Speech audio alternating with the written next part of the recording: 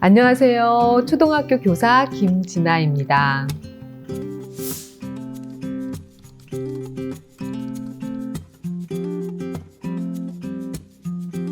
네, 친구가 없다고 하는 아이의 말 외톨이로 지낼까봐 좀 걱정도 되고 그러실 텐데요.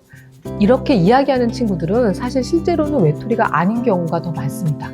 진짜 친구가 없는 아이들은요, 혼자서 이렇게 조용히 있고 이런 말도 잘 하지 않는 그런 특징이 있어요. 좀 전까지는 친구들하고 잘 지내고 있다가도 잠시 좀 혼자 있거나 또 내가 너무 좋아하는 친구가 다른 친구하고 있는 것이 좀 속상한 마음, 이런 것들을 난 친구가 없어 이렇게 표현하는 경우가 많습니다. 3, 4학년 이렇게 올라갈수록요, 아이들도 그 사이에서 서로 부침이 있거든요.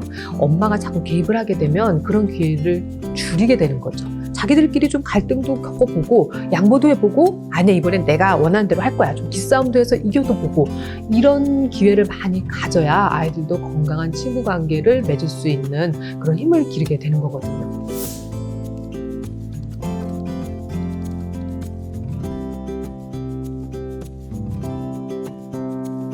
네, 스스로 공부하는 아이 너무 부럽죠. 동기만 잘 만들어주면 아이가 스스로 공부할 수 있을 텐데, 이런 생각들 많이 하시는데요.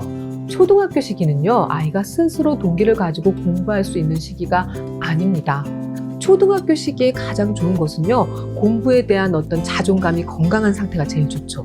예를 들면 똑같이 80점을 맞았더라도 어떤 친구는 선생님 그럼 100점 맞은 친구도 있어요? 이렇게 물어보는 아이가 있는가 하면, 또 한 친구는 선생님 저 이 문제 2번이 답이었는데 답이 그럼 뭐예요? 이렇게 자기의 그 공부 내용에 더 집중한 아이들이 있거든요.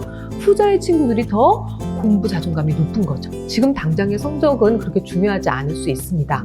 초등학교 때 나는 뭐 좀 하면 할 수 있어, 이런 마음을 가지고 잘 건강하게 큰 아이들이 나중에 중고등학교 돼서 진짜 공부를 시작했을 때 동기와 잘 어우러진다면 더 좋은 효과를 낼 수 있는 거죠.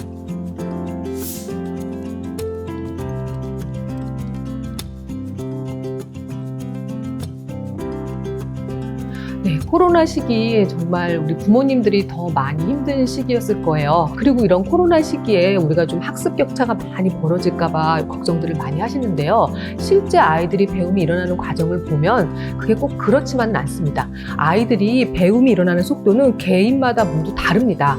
어떤 아이는 이렇게 내재돼 있다가 쫙 치고 올라가면서 배움이 일어나기도 하고, 어떤 아이는 굉장히 느린데 꾸준히 가는 게 장기예요. 그래서 어느 시간이 지나고 나면 남들보다 앞서가는 경우도 있고. 근데 사실 학교에서는 일정한 속도로 같이 배워나가다 보니까 이런 친구들이 손해를 볼 수 있는데, 코로나 시기에는 오히려 자기 속도에 맞춰서 배움을 이끌어갈 수 있는 기회가 되기도 하는 거죠. 이렇게 자기 속도에 맞춰서 공부를 하다 보면 진정한 자기주도 학습도 이루어질 수 있고, 그래서 어떤 몇 시간을 앉아있느냐 이런 거보다는 우리 아이가 그날 공부한 내용을 퀴즈로 한번 내보라고 하세요. 오늘 배운 거 엄마한테 한번 퀴즈로 내봐. 이런 식으로 아이가 정말 주도적으로 공부를 할 수 있는 방법을 익히는 그런 시기로 조금 잡으면 더 도움이 되지 않을까 하는 생각이 듭니다. 네, 제가 이 책을 쓰게 된 마음은요, 저도 열심히 공부하면서 우리 친구들이 문제가 있을 때 좀 도움을 주려고 했더니 똑같은 해결책이 존재하지 않는다는 거였어요. 어떤 방법은 이 친구한테 맞는데 어떤 방법을 똑같이 써도 다른 친구한테는 완전히 역효과가 나고, 가만히 보니까 초등학교 시기는 1학년부터 6학년까지 신체적인 발달도 굉장히 차이가 많이 나고 기질적으로도 다 다른 아이들이기 때문에 한 가지 해결 방법이 있는 것이 아니더라고요.